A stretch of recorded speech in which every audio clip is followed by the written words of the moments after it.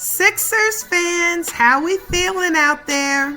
Hey y'all, my name is Lauren Gordon. Some of you may already know me on social media as Lauren Fan of the Year. Others may have just stumbled upon this podcast, but either way, I want to first thank all of you for tuning in to episode 8 of my very first podcast, I'm Just a Sixers Fan, the Lauren Fan of the Year story.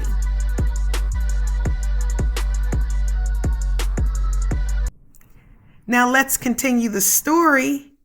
It is now the 2012-2013 season. We had just traded Andre Iguodala to the Denver Nuggets, Nikola Vucevic, and a protected first-round pick for Jason Richardson and Andrew Bynum. Man, Andrew Bynum turned out to be a bust, and he would never play for us. I remember it was reported that he was injured, but then a video surfaced of him bowling. Bum. Every time I think of Andrew Bynum, I think bum. Well, anyway, Kendall talked me into going to a Sixers game, and y'all, I hadn't been to a game in probably 5-6 years. So we go down to the Wells Fargo Center. The head coach at this time was Doug Collins. And the Sixers roster consisted of players like Lavoy Allen, Kwame Brown, Spencer Hawes, Drew Holiday, Evan Turner, Thad Young. And y'all, it felt good to be back in the arena, but it was even more thrilling to see the excitement through Kendall's eyes attending her first Sixers game. And just like me at her age, she wanted to learn the players, learn the rules of basketball, and understand the NBA. Y'all, I couldn't tell you if we won the game or if we lost the game that night, but it didn't matter. We left the Wells Fargo Center feeling great. I had been away from the Sixers for a long time, and being back awakened my inner child and brought back all of the wonderful feelings I had growing up as a Sixers fan. And it seemed like Larry and I had passed this Sixers gene down to Kendall. In January of 2013, I received an email offering 2 general admission tickets to a private Sixers practice at the Palestra. And on a cold winter morning, I believe it was February the 1st, Kendall and I would go to the Palestra, and as we walked in, we were handed Sixers t-shirts. And I remember I was able to take a quick photo of World Be Free, and then Kendall and I would sit center court, but at the very top row so that we could get a bird's eye view of the players on the court. During the timeouts, the professional Sixers dancers performed. But on a particular timeout, the Sixers junior dancers came out and performed. They were young girls between the ages of 8 and 16, and they performed a dance routine. Being that these girls were Kendall's age and they were dancing, it immediately got Kendall's attention.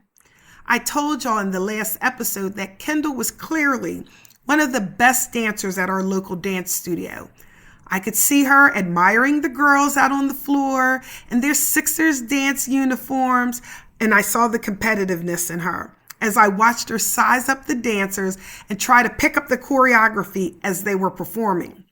At the end of the performance, the dancers waved to the crowd and ran off the court, and Kendall immediately looked at me and said, "Mom, I want to do that." I said, "Well, Ken, I don't know what the process is, but we can look into it." And she became giddy and said, "Oh my goodness, Mom, I know I could do this." I agreed with her, and I said, "Most definitely, Ken. I could totally see you doing this." So we watched the second half of the practice, and at the end, Doug Collins thanked the fans for coming out, and then there was a huge rush to the court where people were trying to get photos and autographs of the players. I was able to snap a few photos of the players, but then I lost Kendall. I had a cell phone, but she did not. I panicked because I lost my baby in the crowd. I kept walking back and forth, yelling her name, and each time there was no response. So I immediately ran away from the crowd to the top of the bleachers where we had been sitting so that I could once again get a bird's eye view. The crowd started to thin as people began leaving the building to head home when I finally spotted her. With relief, I yelled, "Kendall!" And instead of her looking panicked or worried like me, she was smiling and very excited. We ran towards each other and I told her I was so scared of the thought of never finding her. And she laughed at me and reassured me that she was fine. I said, "Where were you? How did I lose you?" And as we were leaving the building, she was jumping up and down and said, "Mom, look, look, look. They signed my shirt." And I looked at the autographs, but I couldn't make them out. I said, "Go, Ken. I see you have 3 autographs. Whose did you get?" And proudly she pointed them out. On the same Sixers t-shirt, Kendall had LaVoy Allen, Andrew Bynum bust, and Drew Holiday's autograph. Drew Holiday, y'all, current day, would go on to win an Olympic gold medal and an NBA championship with the Milwaukee Bucks and the Boston Celtics. Drew Holiday and Andrew Bynum could not be further apart on the NBA scale. But somehow, Kendall worked her way through the crowd and was able to get their autograph along with Temple grad, Philly talent, LaVoy Allen on the same t-shirt. Y'all, we have that t-shirt preserved and on display. She was so proud of herself that day, and I was in complete disbelief. But that was a great day, and we were on a Sixers high all the way home.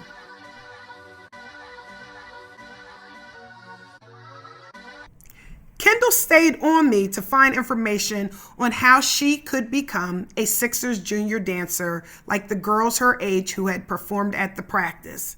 Kendall loved dancing and she loved performing, so she was determined to be a part of the team.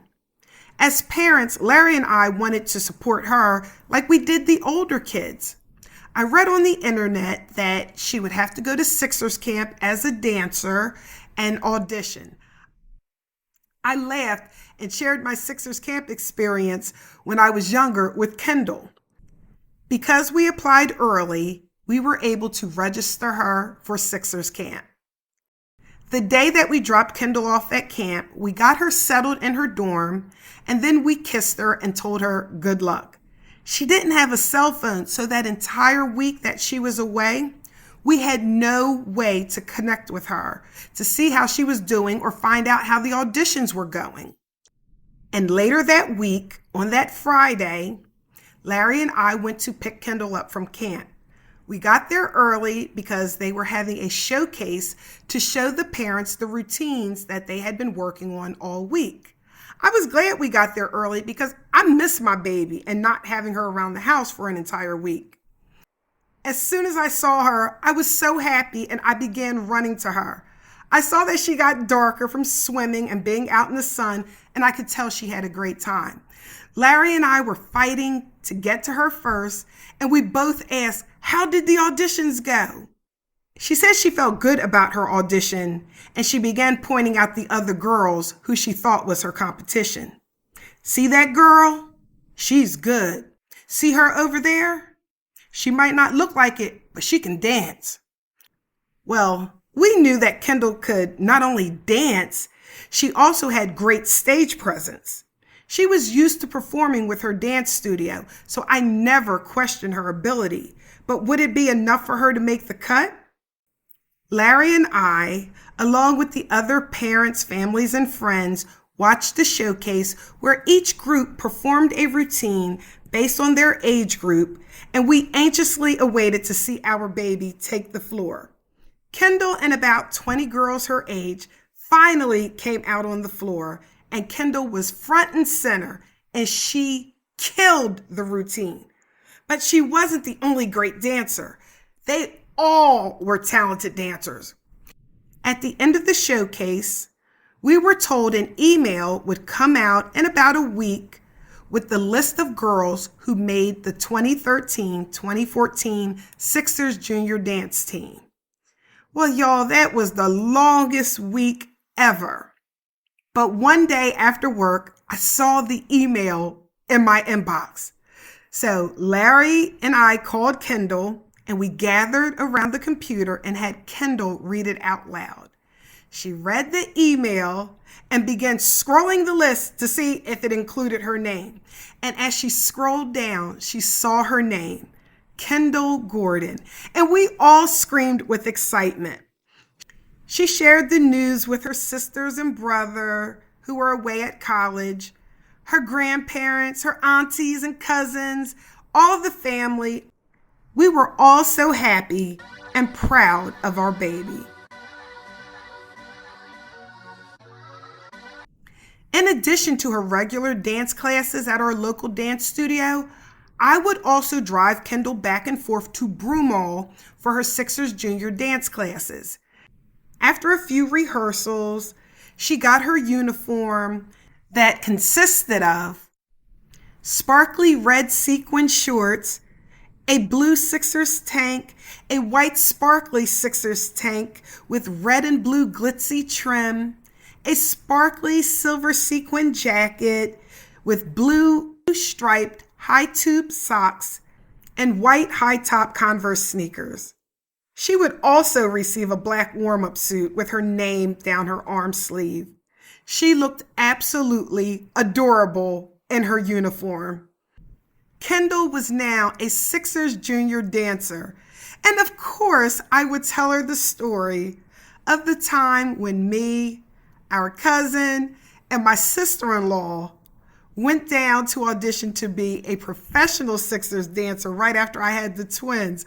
So the fact that she would now be a Sixers dancer brought this moment full circle. Y'all, listen. Whenever Kendall performed, we came to the Wells Fargo Center squad deep, strong. I'm talking not just our family of 6. I'm talking grandparents, aunties, cousins on both sides. And friends of our family would come to the Sixers game to support Kendall and watch her perform. We would scream when the cameraman would catch her dancing her little heart out, and we'd see her on the Jumbotron.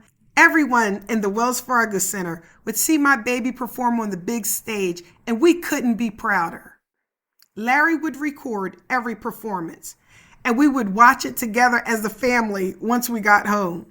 As a mom and as a parent, it's awesome watching your children set a goal, believe in themselves, and actually achieve that goal.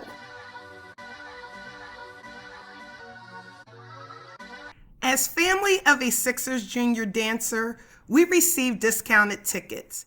Our dedicated sales rep name was Katie. Whenever we needed tickets, we'd go through Katie. We would attend a lot of games that season, and on January 15th, my father and his wife, my bonus mom, Nina, came to a game with Larry and me to see Kendall perform as a junior dancer. During that game, Larry's cousin from Virginia texted him and said that he too was also in the arena and would meet up with us at halftime.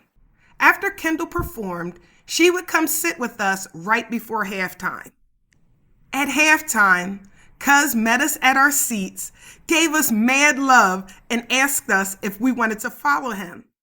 My father was comfortable and he was like, nah, I don't feel like walking around the arena. I'm good right here. So Larry, Kendall, Nina, and me followed cousin through the concourse, up the escalator, around the second level concourse, and into a suite. Immediately, Kendall, Nina, and I noticed the food spread. Cuz told us, help yourselves to the food, drinks, whatever. Make yourselves comfortable. So we go over to grab a plate when I looked out to the court to see that the third quarter was just about to begin. As I look out on the court, I see that there are about, 10 seats in this suite. And I saw someone sitting in the front row. And y'all, I could not even breathe. Oh my God, oh my God, oh my God. I ran over to Kendall. I couldn't even talk. It seemed like I said, Kendall, Kendall, Kendall. about 10 times before she actually heard me. She leaned into me and I said, Kendall, oh my God, that's Allen Iverson right there. Y'all, internally, I was freaking out. And I didn't want it to show because I didn't want him thinking I was crazy and they kicked me out. She looked over and our eyes got so big. So I grabbed Nina and I said, Nina, that's AI. He must have heard me freaking out because he turned around and looked me dead in my eyes and said, hey, what's up, y'all? Oh my God, y'all, I was in the same room as my favorite player in the entire world, a man who I was obsessed with. This was my GOAT, AI, the answer, Allen Iverson. Iverson got up from his seat, and Larry had met him a few times, so they dapped each other up. And then Iverson walked over to me, and the only thing I could say was, I'm your biggest fan. With that great AI smile, he flagged me and he said, yeah, right. I was like, I am. Oh my God, I love you so much. He laughed at me and gave me a big hug. He took pictures with me, Kendall, and Nina. He said, y'all help yourselves. Y'all, I was eating shrimp, drinking wine, and watching the game with Allen freaking Iverson. Y'all, he is exactly who I thought he was. He is real. There is nothing fake about AI. He's funny. He's a great storyteller.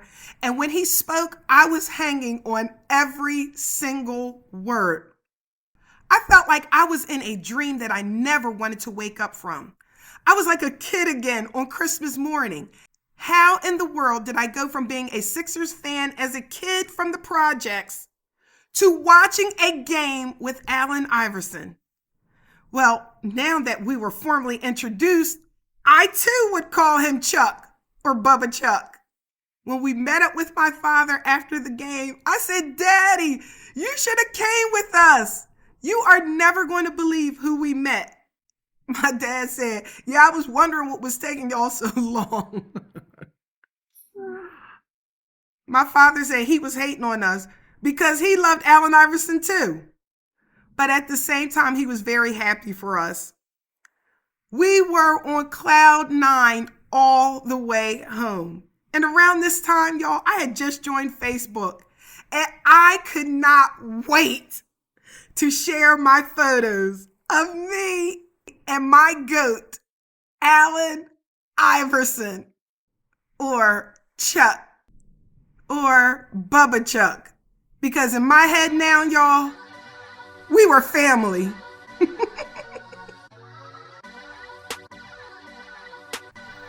Y'all, I have to end episode 8 right here. How do you top a better ending? Stay tuned for episode 9 next week, y'all.